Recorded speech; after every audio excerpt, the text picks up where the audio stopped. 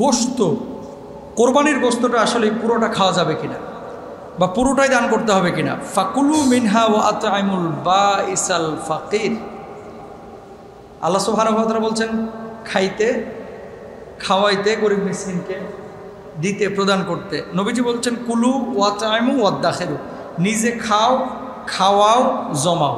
সুবহানাল্লাহ বলেন।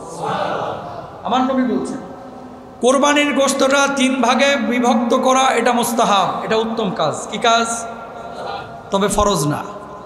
কি না? ফরজ না। মাসালা বুঝতে হবে আপনাদেরকে। 3 ভাগে বিভক্ত করা উত্তম।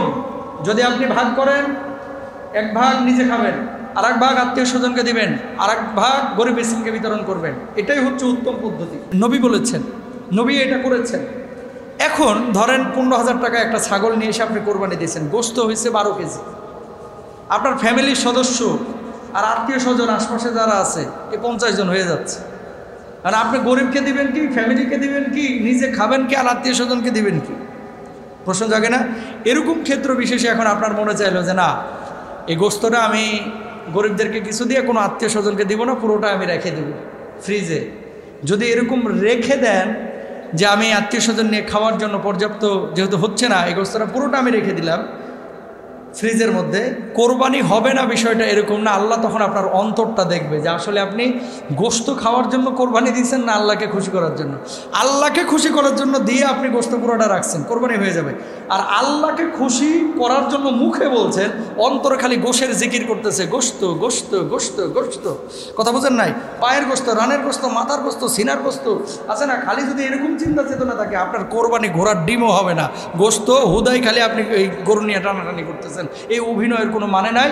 অভিনয় করতে হলে এফডিসিতে যান, কোরবানির গরুর সামনে না। কথা বলেন ঠিক কিনা? ওরকম লোক দরকার নাই কোরবানি করার। গোশত 3 ভাগে বিভক্ত করবেন। সমাজে আগে আপনার অনেকে গোশত দিতেন। দেখেন, সমাজ নিষিদ্ধ কোনো জিনিস না, প্রক্রিয়া যদি বিশুদ্ধ হয়। যেমন আপনি আত্মীয় স্বজনের ভাগ থেকে বা গরিব মিসকিন আপনি খুঁজে পাচ্ছেন না, বুঝেন কথা? গরিব মিসকিন আপনি খুঁজে পাচ্ছেন না। আপনার এলাকায় হয়তো আছে, অনেক এলাকায় এরকম আছে যে ফকির ঢুকতে ভয় পায়। আরে বাড়িধারা, বনানী, গুলশান এরকম কিছু এলাকায় ফকির ঢুকতে ভয় পায়। এরকম বহু এলাকা আছে যে ঢুকবো কি ঢুকবো না, আবার দারোয়ান দৌড়ান দেখে না। এরকম কিছু জায়গা আছে যেখানে গরিব নাই। তাহলে কি করতেছেন? আপনি একটা সমাজে গোশতটা দিয়ে আসতেছেন। ধরেন আপনার 60 কেজি গোশত হয়েছে, 20 কেজি দিয়ে আসলেন।